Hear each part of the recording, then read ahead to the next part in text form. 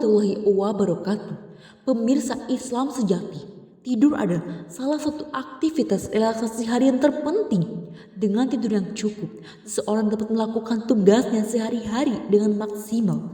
Allah SWT bersabda, dan adalah karena rahmatnya Dia jadikan untukmu malam dan siang agar kamu beristirahat pada malam hari, dan kamu mencari sebagian karunia-Nya pada siang hari, dan agar kamu bersyukur kepadanya. Quran Surat Al-Qasas ayat 73. Dalam sehari, kebutuhan tidur seseorang berbeda-beda tergantung usianya. Menurut National Institute of Health di situs webnya, anak usia 6-12 tahun membutuhkan 10 jam tidur sehari. Anak usia 12-18 tahun membutuhkan 8-9 jam tidur sehari. Dan umur 18-40 tahun membutuhkan 7-8 jam sehari. Mengapa waktu tidur itu penting? Ini karena tidur yang baik juga akan membawa hal-hal yang baik. Sebaliknya, tidur pada waktu yang dilarang oleh Allah SWT bisa berbahaya. Pertanyaan yang mungkin nampak tidak relevan bagi sebagian orang ini memiliki aturan tersendiri dalam ajaran Islam.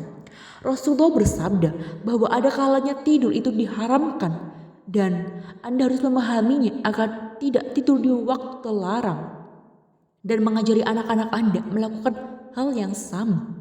Karena banyak hal baik yang bisa didapatkan jika menghindari tidur pada jam-jam tersebut. Yang pertama, setelah sholat subuh. Tidur pada waktu ini dianggap menghalangi mereka yang melakukannya untuk menerima berkah makanan dan rezeki. Karena saat-saat itulah keberkahan makanan diwahyukan kepada manusia, meski biasanya dini hari sangat baik untuk tidur kembali. Anda sebaiknya menghindarinya. Pasalnya, tidur setelah sholat subuh dapat menurunkan produktivitas dan bangun terlalu siang akan menghambat datangnya makanan di pagi hari. Padahal Rasulullah SAW berdoa kepada Allah SWT untuk umatnya sebagaimana dalam hadis yang diriwayatkan oleh Abu Dawud. Ya Allah, berkahilah umatku di pagi hari. Hadis riwayat Abu Dawud. Dalam riwayat lain, Nabi SAW bersabda, setelah selesai sholat subuh, janganlah tertidur tanpa mencari rezeki. Hadis riwayat Tabrani. Ketika dalam kitab Madarijus Shalikin, Ibnu Qayyim berbicara tentang manfaat dini hari dan makruh menunda tidur, beliau mengatakan termasuk hal-hal yang makruh bagi orang-orang soleh. Karena tidur antara sholat subuh dan terbit matahari, waktu itu sangat berharga. Pagi hari adalah permulaan hari dan sekaligus sebagai kuncinya. Selain itu, pagi hari juga merupakan waktu di mana berkah diberikan. Dan awal hari serta melakukan segala sesuatu sepanjang hari. Sehingga pagi hari adalah waktu yang berharga. Yang kedua, saat memasuki waktu asar. Waktu haram tidur yang kedua menurut Islam adalah setelah waktu asar. Tidur pada jam ini dapat mengurangi kapasitas daya aktif akal seseorang. Memang benar tidur setelah asar hingga waktu maghrib bisa berdampak buruk bagi kesehatan.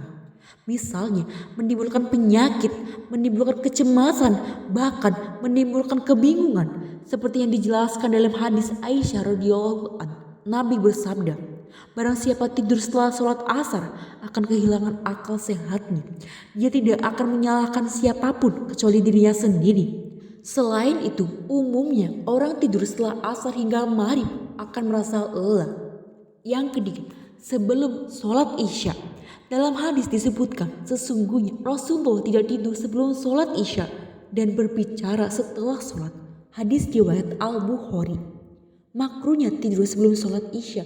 Hal ini dikhawatirkan akan habis waktu sholat isya karena tidur terlalu lelap. Ibarat banyak orang muslim yang tidur di malam hari, namun mereka belum melaksanakan sholat isya. Muhadisin atau ahli hadis menjelaskan bahwa makruh tidur sebelum sholat isya. Oleh karena itu, At-Tirmizi berkata, banyak ulama hadis yang menegaskan bahwa tidur sebelum sholat isya dan berbicara setelahnya adalah makruh. Beberapa cendekiawan lain membawa kelegaan untuk masalah ini. Abdullah bin Mubarak berkata, banyak hadis Nabi yang melarangnya dan sebagian ulama membolehkan tidur sebelum sholat isya selama bulan Ramadan. Yang keempat, tidur sepanjang hari. Tidur adalah salah satu cara relaksasi paling efektif untuk memulihkan energi yang hilang. Namun, jangan tidur dalam waktu yang lama atau seharian penuh. Tidur seharian dalam Islam akan membuat seseorang melalaikan tugasnya, misalnya melalaikan pekerjaan atau ibadah. Tidur berlebihan tidak dianjurkan dalam Islam dan hukumnya makruh. Karena Nabi hanya menganjurkan jika tidur siang itu hanya sejenak. Diriwayatkan dari Anas radhiyallahu an, Nabi Muhammad bersabda, "Tidurlah sedikit di siang hari." Hadis riwayat Abu Nu'aim.